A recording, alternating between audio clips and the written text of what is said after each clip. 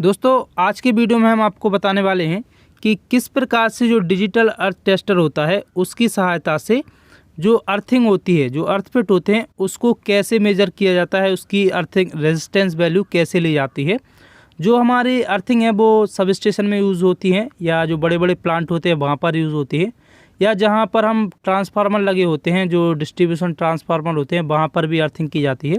तो उसकी वैल्यू को, जो रेजिस्टेंस वैल्यू है वो कैसे ली जाती है, वो हम आपको प्रैक्टिकली करके बताने वाले हैं।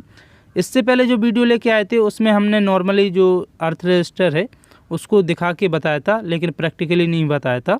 आज हम आपको प्रैक्टिकली बताने वाले हैं। तो सब कुछ डिटेल में जानने के लिए वीडियो को अंत तक ज़रूर देखें, और जो भी दोस्त चैनल पर नए हैं वो चैनल को सब्सक्राइब जरूर कर लें, क्योंकि हम इस प्रकार की वीडियो अपने चैनल पर लाते रहते हैं। तो चलिए दोस्तों आज का वीडियो शुरू करते हैं। तो देखिए दोस्तों, ये है बाय अर्थ फिट, जो कि एक पाइप अर्थिंग है जो हमारे सोलर प्लांट में लगी हुई है।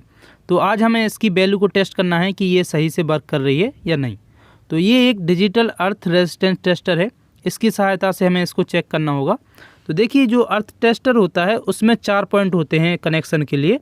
तो सबसे पहले जो E1 और P1 है, ये दोनों पॉइंट को हमें आपस में शॉर्ट करना होता है। किसी भी वायर को लेंगे और उसकी सहायता से हम इसको शॉर्ट कर देंगे।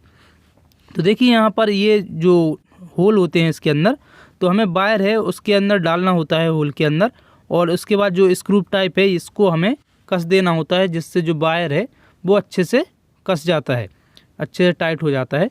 तो देखिए इस प्रकार से इसको कस देंगे। तो ये हमारा एक वायर का टुकड़ा लिया है जिससे हम E1 और P1 को शॉर्ट कर रहे हैं, और इसी वायर को अब हमें शॉर्ट करना होगा P1 से।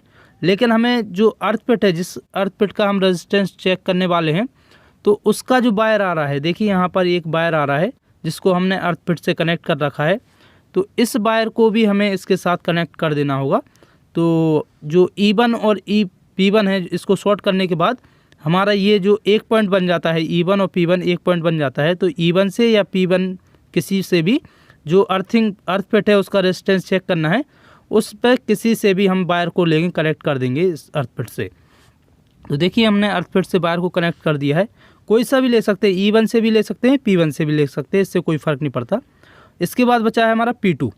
तो P2 में हम एक वायर को कनेक्ट करेंगे, और इस वायर की लेंथ होगी 10 मीटर, और 10 मीटर की लेंथ का वायर को लेंगे और हम जो अर्थ पिट है उससे 10 मीटर दूर जाके एक जो अर्थिंग रॉड होती है जिससे हम अर्थिंग को टेस्ट करते हैं, तो वो उस रॉड को, ये हमारे पास कॉपर की रॉड है, तो उसको हम जो अर्थ पिट है उससे 10 मीटर की दूरी पर वहाँ पर गड़ा देंगे, ज़मीन के अंदर गड़ा देंगे, और उसमें हम वायर को कनेक्ट कर देंगे।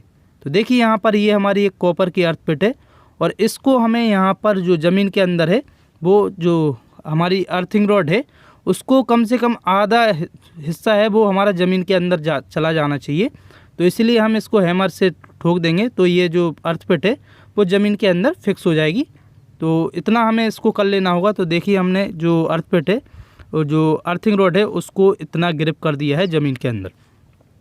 तो इसके बाद जो हमारा अब E2 पॉइंट बचेगा, तो E2 पॉइंट में भी हम एक वायर को कनेक्ट करेंगे, और इस वायर की जो लेंथ है वो होगी हमारी 20 मीटर, जो कि हमारी जो पहली रॉड लगाई है उसके अपोजिट डायरेक्शन में होगी। तो वो हमने लेफ़्ट साइड में लगाई थी, और ये वाली जो अर्थिंग रॉड है वो हमने राइट साइड में लगाना है। तो देखिए ये हमारी, ये भी कॉपर की रॉड है, और इसको भी हमें सेम जो इस प्रकार से हमने पहली वाली रॉड को ज़मीन के अंदर लगाया है, तो उसी प्रकार से इस वाली अर्थिंग रॉड को भी हमें ज़मीन के अंदर फिक्स कर देना चाहिए। कम से कम आधा हिस्सा है वो ज़मीन के अंदर हो जाना चाहिए, और जो वायर है इसमें कनेक्ट कर रहे हैं उसको अच्छे से टाइट कर देना चाहिए, जिससे जो हमारी अर्थिंग वैल्यू है वो सही आए।